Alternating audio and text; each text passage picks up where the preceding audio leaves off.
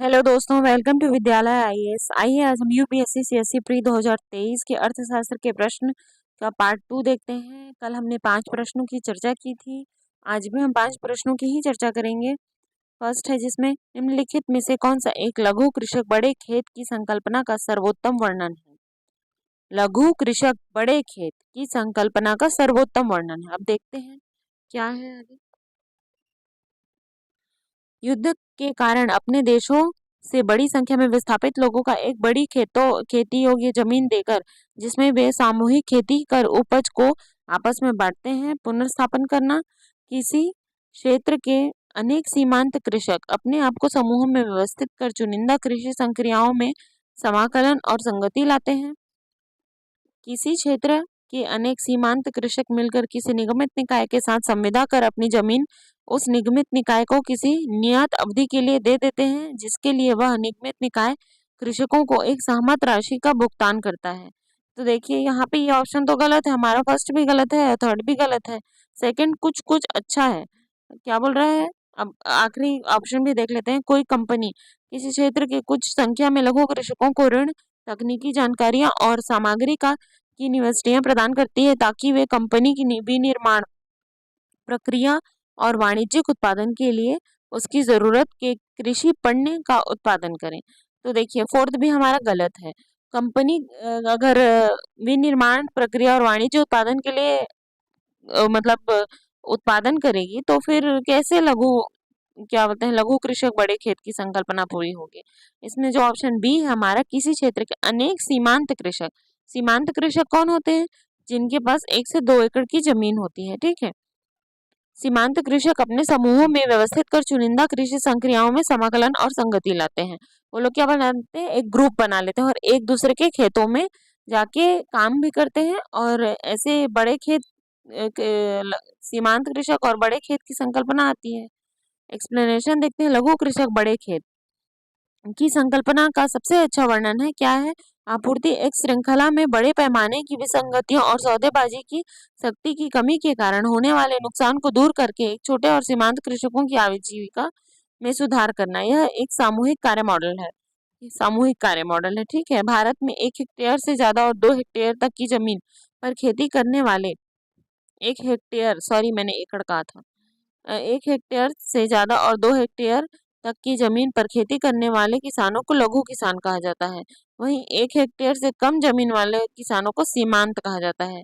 1 hectare से 2 hectare तक के किसानों को लघु किसान कहा जाएगा, जबकि जो मतलब जिनके पास 1 हेक्टेयर से कम जमीन होती है उनको क्या कहा जाता है? सीमांत किसान कहा जाता है। अगला देखते हैं। निम्नलिखित पर विचार कीजिए। जनांकिकी निष्पादन, वन और पारिस्थितिकी शासन सुधार, स्थिर सरकार, कर और राजकोषीय प्रयास। अब ये क्या क्या है देखते हैं। क्या क्या पूछा है? समस्तर समस्तर समस समस्तर कर अवक्रमण के लिए 15वें वित्त आयोग ने उपयुक्त में से कितने को जनसंख्या, क्षेत्रफल और आय के अंतर के अलावा निकष के रूप में प्रयुक्त किया है? मतलब क्या है? जनसंख्या, क्षेत्रफल और आय भी है जिससे। ठीक है। तो यहाँ पे देखते हैं क्या है। सरकार के लिए 15वें वित्त आयोग ने क्या बोला है? तो 15वें वित्त आयोग ने क्या बोला था? जनांकिकी निष्पादन, वन और पारिस्थितिकी और कर और राजकोषीय प्रयास है जो क्या है? आय के मतलब आय के अंतर के अलावा निकष के रूप में प्रयुक्त किए जाते हैं। ठीक है। अब इसमें ऑप्शन है हमारा आंसर 3 हो जाएगा, बी आंसर 3। ठीक है। अब देखते हैं व्याख्या। भारत के 15वें वित्त आयोग ने जनसंख्या, क्षेत्र और आय दूरी के अलावा 3 अतिरिक्त मानदंडों का इस्तेमाल किया है। ये मानदंड है। 15वां वित्त आयोग के बारे में देख लेते हैं। 2017 में गठित एक भारतीय वित्त आयोग है और 2020, 2004, 2020-4-1 से शुरू होने वाले 5 वित्तीय वर्षों के लिए करों और अन्य वित्तीय मामलों के विचलन के लिए सिफारिशें देना है। इसका काम क्या है कि जो मतलब कर और अन्य वित्तीय मामले होते हैं उसके लिए क्या बोलता है? सिफारिश देना। ठीक है। अयोग्य नहीं आयोग के अध्यक्ष क्या है? नंद किशोर सिंह है, NK सिंह, जिनको हम बोलते हैं नंद किशोर सिंह, जो मार्च 2014 से भारतीय जनता पार्टी के एक वरिष्ठ सदस्य हैं। इसके पूर्वकालिक सदस्य अजय नारायण झा, अशोक लाहिड़ी और अनूप सिंह हैं। इनके अलावा आयोग में रमेश चंद के रूप में एक अंशकालिक सदस्य भी हैं। कौन कौन है इसमें? एक तो नंद किशोर सिंह है और है पूर्णकालिक सदस्य में अजय नारायण झा, अशोक लाहिड़ी, अनूप सिंह। एक है रमेश चंद्र के रूप में, इनमें अंशकालिक सदस्य हैं रमेश चंद्र थोड़ी देर के लिए। शक्तिकांत दास ने नवंबर 2017 से दिसंबर 2018 तक आयोग के सदस्य के रूप में कार्य किया। शक्तिकांत दास कौन है? अभी रिजर्व बैंक के गवर्नर। ठीक है। जनांकीय निष्पादन, अब क्यों बोला जा रहा है जनांकीय निष्पादन, वन और पारिस्थितिकी और कर को? ठीक है, तो देखते हैं जनांकीय निष्पादन क्या है। जनसंख्या नियंत्रण को बढ़ावा देने और स्वास्थ्य देखभाल और लैंगिक समानता में सुधार के लिए राज्यों द्वारा किए गए प्रयासों का आकलन करने के लिए आयोग ने प्रजनन दर, शिशु मृत्यु दर और लिंग अनुपात जैसे जनांकीय निष्पादन संकेतों पर विचार किया है।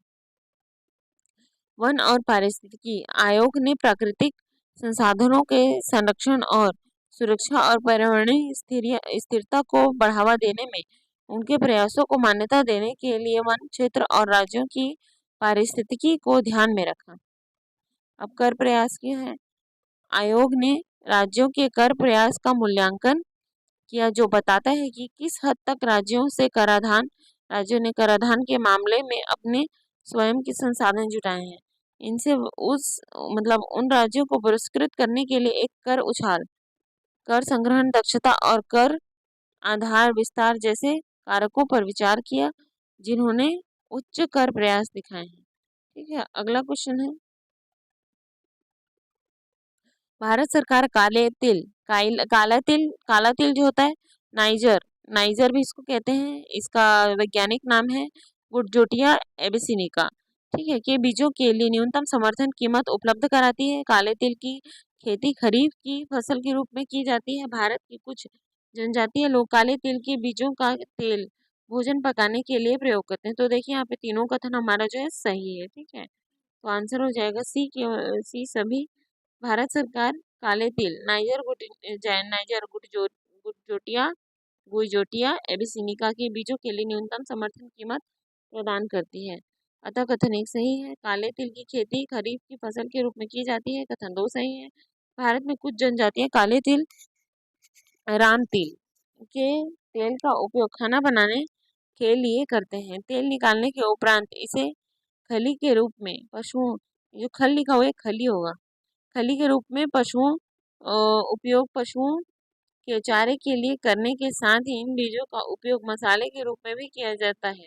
अतः कथन 3 सही है। निम्नलिखित परिसंपत्तियों में निवेश पर विचार कीजिए। निवेश पर ब्रांड पहचान, माल सूची, बौद्धिक संपदा, ग्राहकों की डाक सूची, ये ऐसे है।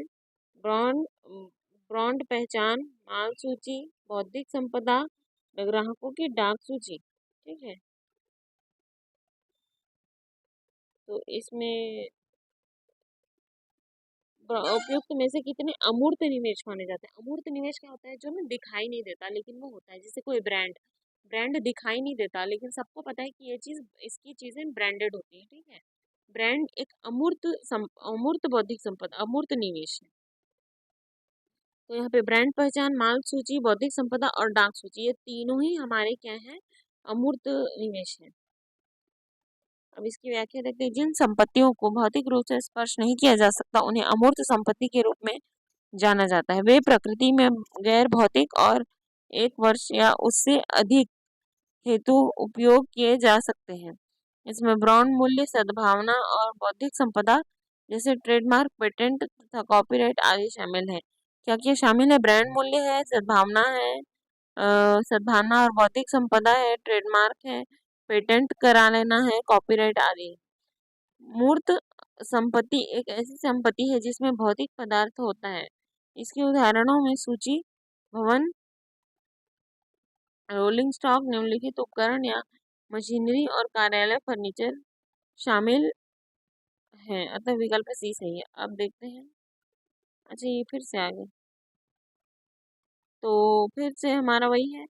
ब्रांड पहचान, माल सूची, बौद्धिक संपदा, ग्राहकों की डाक सूची। कितने एक है अमूर्त निवेश? अमूर्त निवेश है ब्रांड पहचान, बौद्धिक संपदा और ग्राहकों की डाक सूची। ठीक है, ये भी वही है। इसमें कुछ देख लेते हैं, जैसे कि क्या मूर्त संपत्ति एक ऐसी अमूर्त, देखिए मूर्त में क्या होता है कि सब कुछ सामने से दिख रहा है, ठीक है, जिसमें भौतिक पदार्थ होता है। इसके उदाहरणों की सूची भवन, रोलिंग रोलिंग स्टॉक, निर्माण उपकरण या मशीनरी और कार्यालय फर्नीचर शामिल होते हैं। अतः विकल्प सी सही है। तो इस प्रकार आज के हमारे सेशन यहीं पे समाप्त होता है। अगर आप विद्यालय आए इसमें नए हैं तो प्लीज़ सब्सक्राइब करें, आगे के वीडियो को ज़रूर देखें, पीछे के वीडियो को भी ज़रूर देखें। अब तक 16-17 वीडियो आ चुके हैं। इसमें यूपीएससी के प्री के क्वेश्चन से रिलेटेड अगर हम सही दिशा में क्वेश्चंस हमको पता होंगे, क्वेश्चन कैसे आते हैं, क्या आते हैं, तो हमारे लिए आंसर भी जज करना आसान हो जाता है, ठीक है। तो फिर आप विद्यालय इसको सब्सक्राइब करें, वीडियो को लाइक करें, शेयर करें, कमेंट में ज़रूर बताएं सबके आंसर या फिर कुछ और भी जो आपके दिमाग में एक्सप्लेनेशन हो जो मैंने कवर नहीं किया है तो आप बताएं। और बस थैंक यू।